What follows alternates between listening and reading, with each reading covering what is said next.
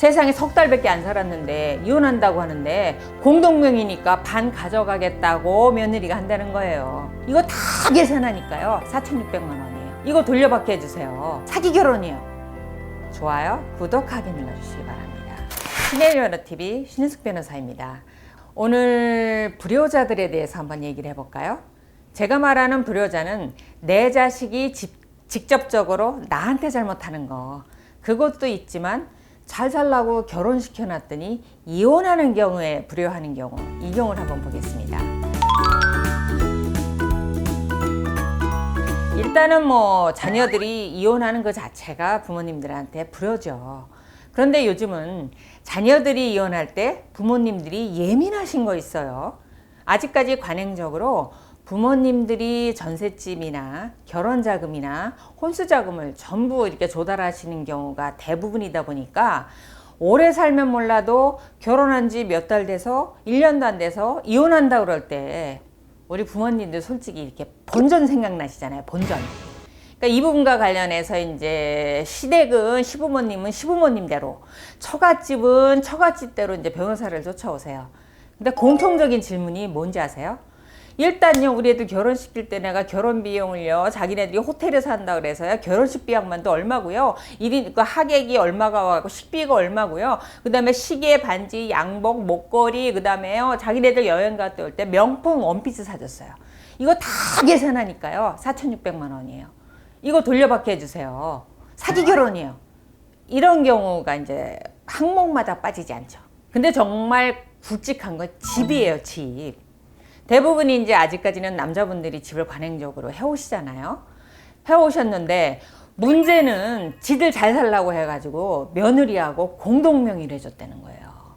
근데 세상에 석 달밖에 안 살았는데 이혼한다고 하는데 공동명의니까 반 가져가겠다고 며느리가 한다는 거예요. 아니면 사위가 반 가져가겠다고 한다는 거예요. 처갓집에서는 사위들한테 왜 명의를 해줘요? 남자니까 기죽지 말라고 해주시잖아요.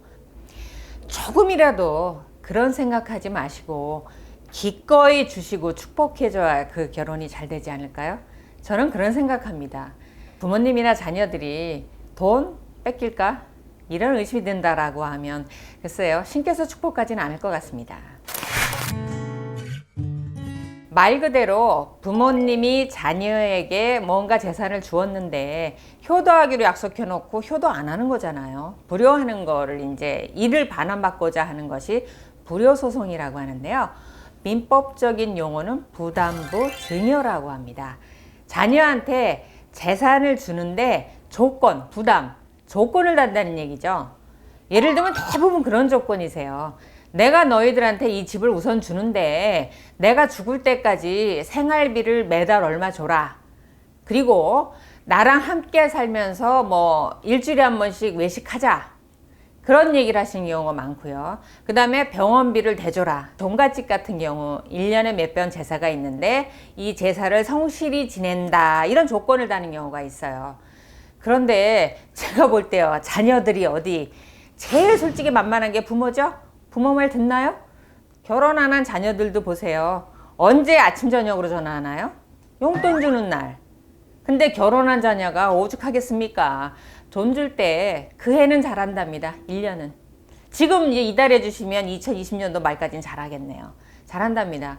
근데 그들도 인간이라 마음이 변하기도 하고 본인들의 처지가 변하잖아요. 사업이 잘 될 수도 있지만 그게 안 될 때도 있고, 직장이 이제 안전하지 않아서 퇴출당할 수도 있고, 이렇게 되면은 사실 마음처럼 효도가 안 되는 거죠.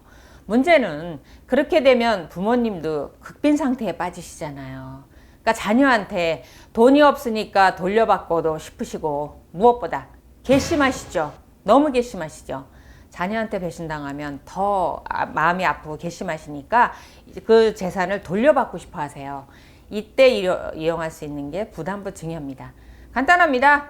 요즘 스마트폰에 이렇게 동영상으로 이렇게 찍어 놓으셔도 되고요.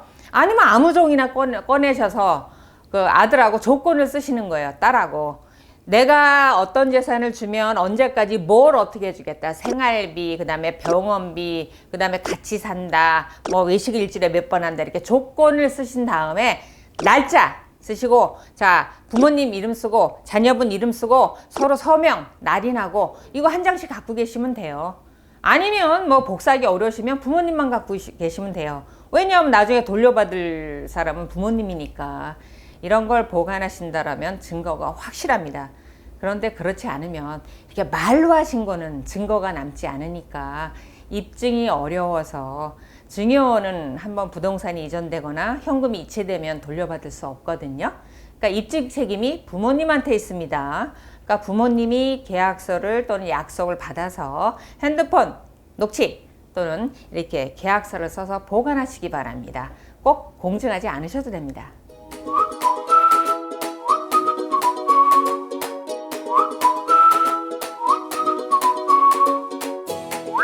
접근금지 신청은 이혼 전에도 할 수 있고요. 이혼 소송 중에도 할 수 있고요. 이혼한 후에도 할 수 있습니다. 보존의 필요성이라고 해서 접근금지 가처분 신청이 가능한 사유가 존재한다라고 하면 언제든지 할 수 있습니다.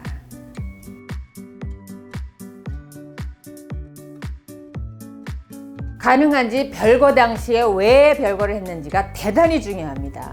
일단 한쪽이 외도가 나서 바람이 나서 집을 나갔다라고 하면요. 집에 계신 분이 이혼 소송은 언제든지 청구해서 이혼을 할 수 있습니다.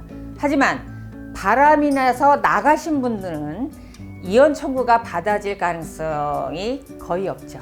유책 배우자입니다. 그래서 별거를 해서 10년이 지났다고 그 별거 기간이 길다고 무조건 이혼이 되는 것이 아니고요. 별거를 왜 시작하게 됐는지, 이후에 상대 배우자가 그 배우자로 해서 보상을 어떠한 것을 했는지, 가족관계를 끝나고 완전히 그 남남이 될 의사가 있는지에 따라 다른데, 별거의 원인을 제공한 유책 배우자라고 하면 이혼을 할 수 없는 경우가 대부분입니다.